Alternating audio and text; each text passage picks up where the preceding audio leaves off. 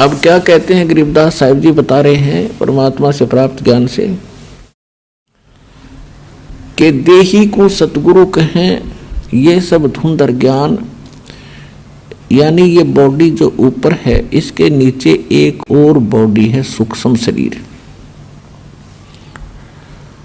वो सूक्ष्म शरीर के अंदर हम जो भी साधना करते हैं उससे वो सूक्ष्म शरीर चार्ज होता है। और जो गुरु पद पर होते हैं, सतगुरु होते हैं, तो जो अंदर जो शरीर है उसमें उनकी शक्ति होती है। ऊपर के शरीर को तो ऐसा समझो जैसे सर्प कांचुली छोड़ जाता है, ये ऊपर की कांचुली है, अंदर वो सर्प अलग था। तो ये ऊपर जो बॉडी सूक्ष्म आपको दिखाई दी है, जो माता पिता से हमें प्राप्त हुआ है, ये तो एक कांचुली समझ लो सर्प वाली। और इसके अंदर ओरिजिनल शरीर है, वो है सतगुरु। और उस शरीर में वो शक्ति युक्त है। ऊपर से चाहे उसका उस 5 तत्वों का बॉडी कैसा ही लगता हो आपको, चाहे ये पुराना हो, टूटा फूटा हो, काला हो, पीला हो, सफेद हो, लेकिन अंदर जो वस्तु है वो है सतगुरु, जो इस बॉडी के अंदर है।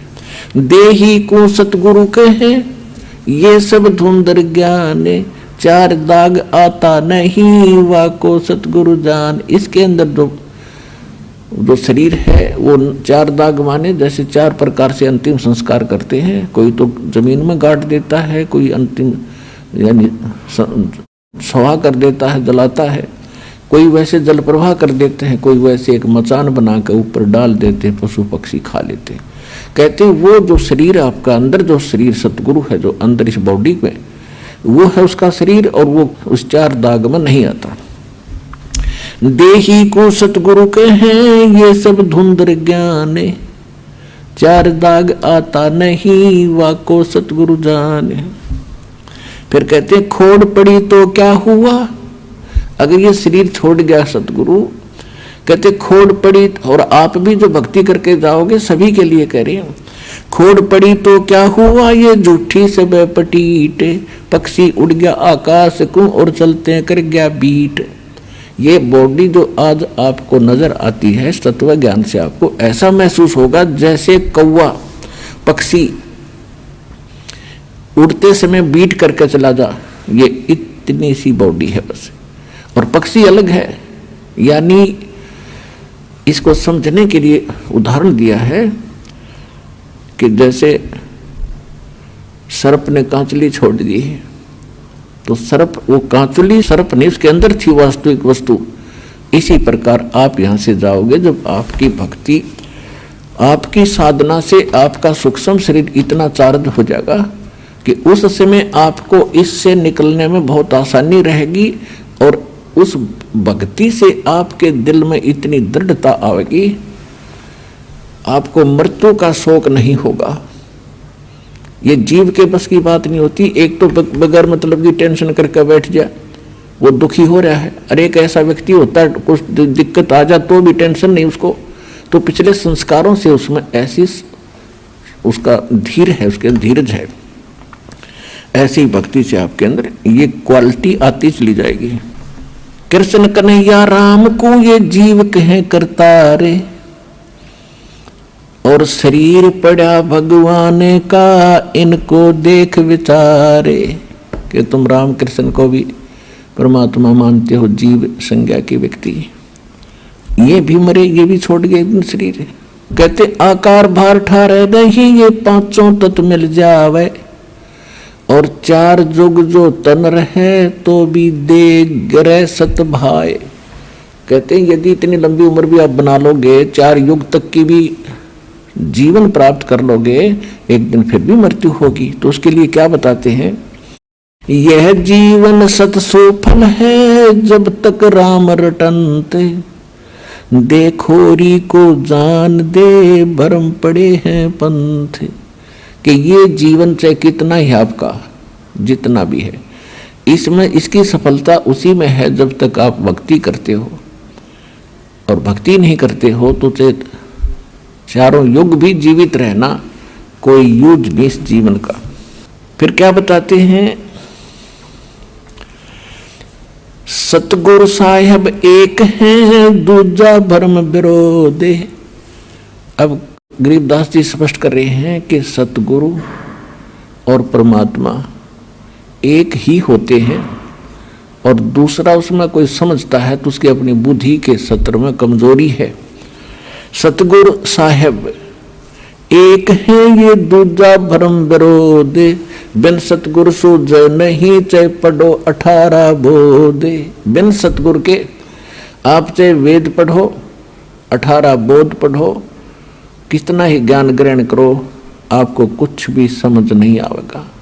गुरु बिन काहुन पाया ज्ञाना, जो थो था बुछड़ मूड किसाना। गुरु बिन वेद पढ़े जो प्राणी, समझन सार रहे अज्ञानी। और फिर क्या करें गरीबदास जी, सतगुरु और साहेब एक ही समझना। यानी ये ज्ञान जो आज आपको मिल रहा है ये भगवान बिना नहीं बताया जा सकता, और भगवान इस दास पर राजी है। ऐसा अनमोल ज्ञान ऋषि मैं ऋषि ब्रह्मा विष्णु महेश शर पटक कर मर गए, चले गए। इनको वेद समझ नहीं आई, इनको गीता समझ नहीं आई, इनको पुराणों का ज्ञान नहीं। गुरु मानुष कर जानते ते नर कहिए अंध, ओवे दुखी संसार में फिर आग काल के फंद। तो यहां भी गरीबदास जी कह रहे हैं सतगुरु साहेब एक है ये दूजा भरम विरोध, और बिन सतगुरु सूझे नहीं चाहे पढ़ो 18 बोध। गल घोटा गुरुआ गणे ये फांसी दे अड़ाए, और 12 तिलक बना के फिर जमपुर दे धकाए। अब क्या बता रहे हैं गरीबदास जी कि ये झूठे गुरु, ये गल घोटा गुरु घने, कह देते हैं गुरु बदलना नहीं चाहिए, और गुरु का पद प्राप्त करके ये कोरा नकली ज्ञान देते हैं, उनके विषय में कहते हैं गल घोटा गुरु गणे, और ये फांसी दे अड़ाए, बांध देते हैं इनको कि ये मेरे शिष्य हैं, किसी और की सत्संग में नहीं सुनना है, और उनके पास ज्ञान नहीं है। तो कहते हैं 12 तिलक बना के 12 तिलक माथे के बना लेंगे, बड़ा महापुरुष और विद्वान नजर आवेगा, और कहते हैं फिर काल के लोक में धक्का दे देते तुमको गलत साधना करवा के। अब क्या बताते हैं, झूठे गुरु का नाक ले और फिर श्रवण और नैने, सतगुरु बोले साख ये दूर कर फोकट फेन। अब यहाँ गरीबदास जी थोड़ा सा उनको सतर्क कर रहे हैं और धमका रहे हैं कि कितने नालायक आदमी हैं जो झूठे गुरु हैं, इतने अनमोल जीवन को नाश कर रहे हैं। एक श्वास मनुष्य जीवन के एक श्वास की कीमत बताते हैं। कबीर कहता हूँ कई जाते हूँ और कहूँ बजा के ढोले, श्वास जो खाली जात है भाई 3 लोक का मोले। एक मनुष्य का सांस कितना कीमत है, और ये एक मनुष्य जीवन को बर्बाद कर देते हैं जिसमें करोड़ों अरबों सांस जाते हैं उनके। तो कितना नाश कर दिया इन लोगों ने, कितनी हानि कर दी, तो उनको कितना दंडित करना चाहिए वो बता रहे हैं। झूठे कहते झूठे गुरु को झटक दे और शिष्य स्वामी को फूके, या मैं दोष जरा नहीं शब्द कहा हमको के। अब यहाँ गरीबदास जी यानी एक ऐसे भाव से कह रहे हैं ये, क्योंकि साधु संत किसी को फूकने के लिए या मारने के लिए नहीं कहते, नो कह रहे न फूक दे परे न, यानी एक तरफ पटक दे, हमारा काम नहीं, बस इतनी सी बात है। कहते झूठे गुरु को झटक दे और शिष्य स्वामी को फूके।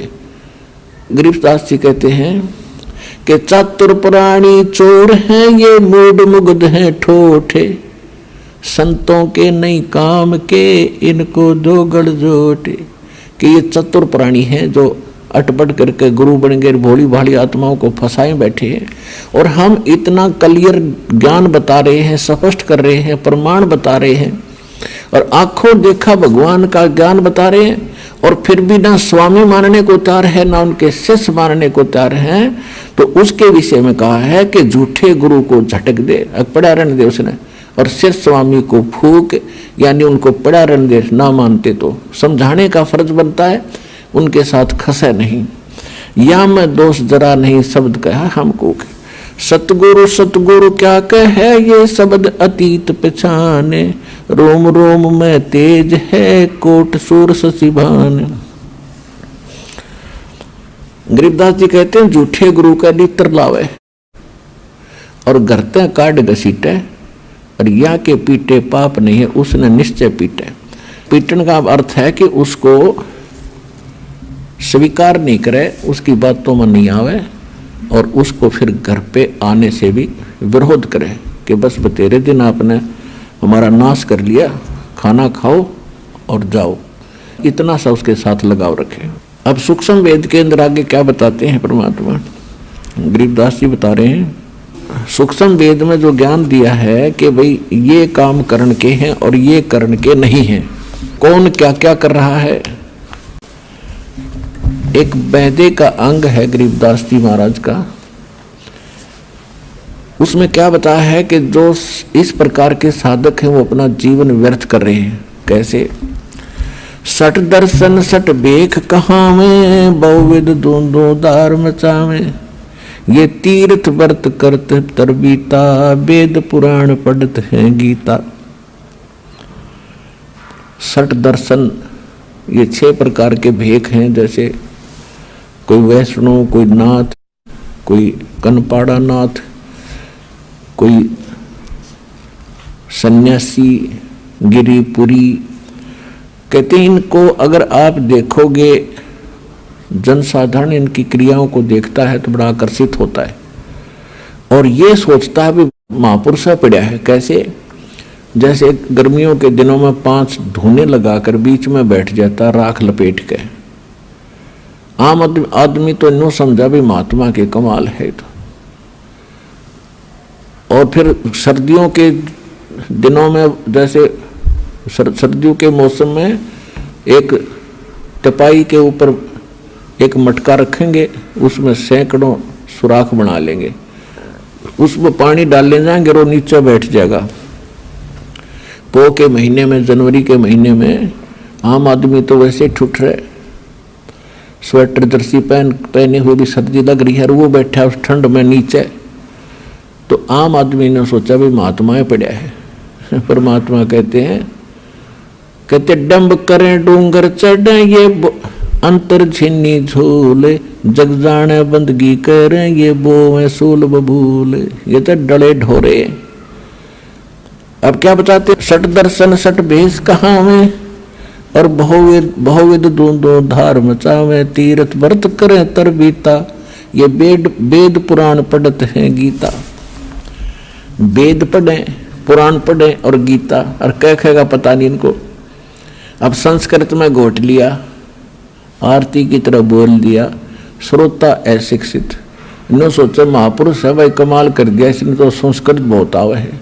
ओ हो बस क्या बात के नाम ले लो, इस तरह का पता नहीं था। इस प्रकार के ड्रामाबाजी में हम मूर्ख बने रहे, क्योंकि हमें स्वयं ज्ञान नहीं था। अब दास का उद्देश्य है कि आपको पारखू बनाऊं, ऐसा विद्वान बना दूं, चाहे ब्रह्मा विष्णु महेश आ जाए यहाँ पर, वो आपसे मुंह की खा कर जाएंगे इस ज्ञान के आधार से।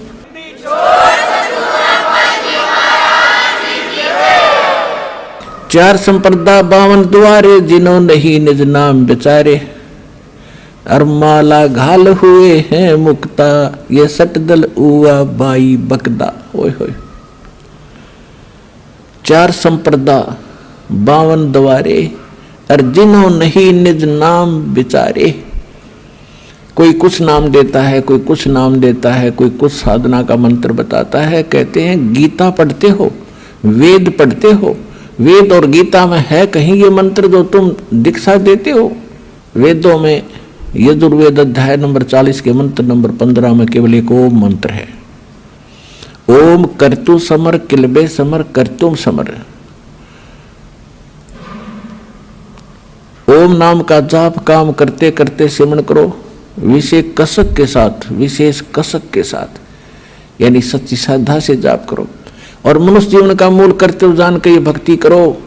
तो ये तो ब्रह्म का जाप है। और यजुर्वेद अध्याय नंबर 40 के मंत्र नंबर 10 में वेद ज्ञान दाता वही है जो गीता ज्ञान दाता। वो कहता है कि कोई तो परमात्मा को संभवात कहता है, संभवात माने जन्म लेने वाला, और कोई उसको असंभवात कहता है कि वो जन्म नहीं लेता।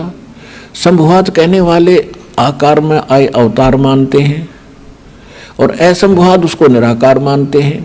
तो परमात्मा कैसा है इसकी जानकारी तत्वदर्शी संत बताते हैं, उनसे पूछो, विस्तार के साथ बताएंगे। तो इससे सिद्ध है कि वेद ज्ञान और गीता ज्ञान ये दोनों इनकम्प्लीट हैं, लेकिन गलत नहीं कह सकते इन ज्ञानों को। फिर